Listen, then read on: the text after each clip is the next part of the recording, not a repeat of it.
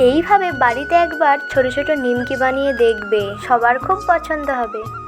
রাধে রাধে, হরে কৃষ্ণ বন্ধুরা, welcome back to my channel. তোমরা সকলে কেমন আছো? আশা করছি তোমরা সকলে খুবই ভালো আছো। তো এই রেসিপিটা তোমরা একবার বাড়িতে ট্রাই করবে অবশ্যই, বিশেষ করে বড় ছোট সবারই প্রিয় কিন্তু নিমকি। আর এই নিমকিটা কিন্তু ঘরোয়াভাবে দোকানের চেয়ে অনেক ভালো আর এমনকি অনেক টেস্টিও হয়।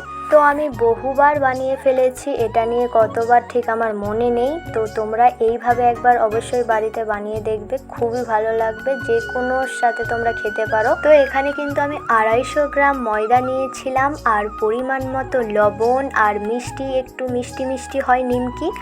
আর ময়নটা দেখবে এইভাবে, যেমন হাতে মুঠো করলে মুঠো হয়ে যায়, ঠিক এইভাবেই কিন্তু তোমরা ময়নটা দিয়ে দেবে। তারপরে অল্প অল্প জল দিয়ে কিন্তু একটা ভালো ডো তৈরি করে নেবে। আর হ্যাঁ দেখো, একটু চিটচিট করছে, ভয় পাওয়ার কোনো কারণ নেই, কারণ এতে চিনি দেওয়া আছে। আর হ্যাঁ, আটার চেয়েও কিন্তু আটা মাখানো হয় যে, তার চেয়েও কিন্তু একটু শক্ত মাখাবে, ওতে তো চিনি দেওয়া আছে, যার কারণে কিন্তু অলরেডি তোমরা রেস্টে রেখে দিলে নরম হয়ে যাবে। তো আমি এখানে আধ ঘন্টা রেস্টে রেখে দিয়েছিলাম। তারপরে দেখো, যেরকম আমরা রুটি গোল করি ঠিক সেইভাবেই। আর এটা যে একদম সগোল বেলতে হবে তার কোনো ব্যাপার নয়, যেভাবে খুশি, এমনিতেও এতে ময়দা দেওয়া আছে, তো একদমই গোল হবে না। আমাদের নতুন ফ্রিজ কিনেছে গাইস, দেখো এইটি গুণাগুণি দুটিই ছিল, তাও ডিপ ফ্রিজের ভিতরে। এটা বলতে পারবি না রে, আমাদের মধ্যে আছে এখন, এর মধ্যে। তুমি তো দেখাচ্ছ, যখন ভালো করেই দেখাবো।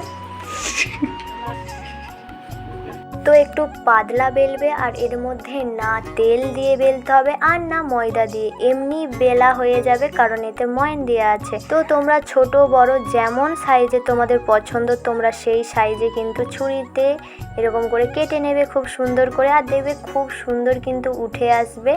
এই নিমকিটা কিন্তু আমার বাড়ির সবারই প্রিয়। আমি অনেকবার জামাইবাবুকে, রাজেশকে বাইরে নিয়ে যেত, তখন আমি বানিয়ে দিতাম, দাদাকেও করে দিয়েছিলাম। সবাই কিন্তু খেতে এটা খুবই পছন্দ করে। তোমরা চাইলে যারা খেতে ভালোবাসে, যারা বাইরে থাকে, তাদের জন্য কিন্তু তোমরা এইটা বানিয়ে দিতে পারো।